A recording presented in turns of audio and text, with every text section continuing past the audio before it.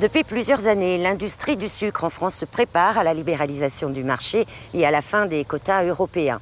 À La Réunion, depuis 2005, pas moins de 45 millions ont été investis dans l'outil de production car finalement les innovations technologiques seront un atout maître pour rester dans la course. Vous allez voir dans ce reportage que La Réunion est bien placée sur l'échiquier mondial avec pas moins de 9 premières technologiques réalisées ici chez nous. C'est le dernier investissement en date dans l'outil de production. 2,5 millions d'euros pour ce nouveau pré-extracteur, un broyeur qui en quelque sorte dégrossit la canne avant qu'elle passe dans les différents moulins pour en extraire le jus. Un pré-extracteur est un moulin à canne qui sert à faire une première extraction de jus en première pression et aussi à préparer la bagasse qui en ressort pour les autres moulins. Donc ce pré-extracteur, lui, en premier lieu, il va enlever 70% de jus dans la canne. Cette machine, par rapport à l'ancienne, elle est environ 1,5 fois supérieure en capacité. Les cannes arrivent par les cachalots, ils sont alimentés par des convoyeurs à canne. Ensuite, ils sont défibrés. Après la phase de défibration de la canne, elle va aller directement au pré-extracteur. C'est là où la première pression se fait et c'est une machine qui doit être robuste pour que la première pression se fasse correctement. Une machine pour laquelle cette campagne 2017 est un baptême. Tout le personnel a été mobilisé pendant l'intersaison pour son installation et même s'il a fallu rogner sur les congés annuels depuis décembre 2016, le mastodonte de 50 tonnes a déjà conquis les hommes qui le pilotent. Après 25 ans de bons et loyaux services, l'ancienne machine montrait des signes de faiblesse qui perturbaient la production. C'est super bien parce que les années avant, le bâti se fissure dedans, le moteur qui cassait, on travaille très dur dessus, la nuit, la journée. On était très fatigués, mais là on a gagné un truc neuf. On est très contents, hein, ça tourne bien. Il aura fallu 6 mois et demi de travaux avant qu'elle ne digère ses premières cannes et 2 ans d'études préalables à son implantation. Une mission assurée par le bureau d'études de l'usine du Gol, avec un double objectif, améliorer les performances de la sucrerie, mais aussi les performances énergétiques de l'usine. La qualité de la canne évolue, on a des cannes qui sont de plus en plus fibreuses, ça a un intérêt pour la production énergétique sur l'île, mais du coup c'est une contrainte pour l'usine parce que ces cannes beaucoup plus fibreuses sont vraiment très dures à broyer. Et donc on avait intérêt à passer sur un équipement qui était capable de manger ces cannes de plus en plus fibreuses.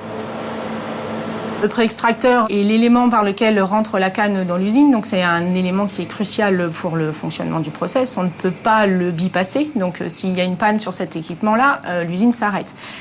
Donc on avait constaté ces dernières années des signes de faiblesse sur cet équipement-là. On a été obligé d'investir régulièrement en termes de coûts de maintenance sur cet équipement-là.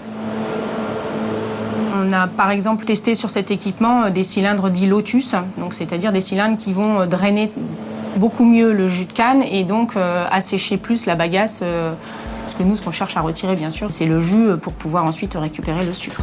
Dès ses débuts, l'industrie sucrière réunionnaise a su faire preuve d'innovation dans les procédés d'extraction du jus de canne.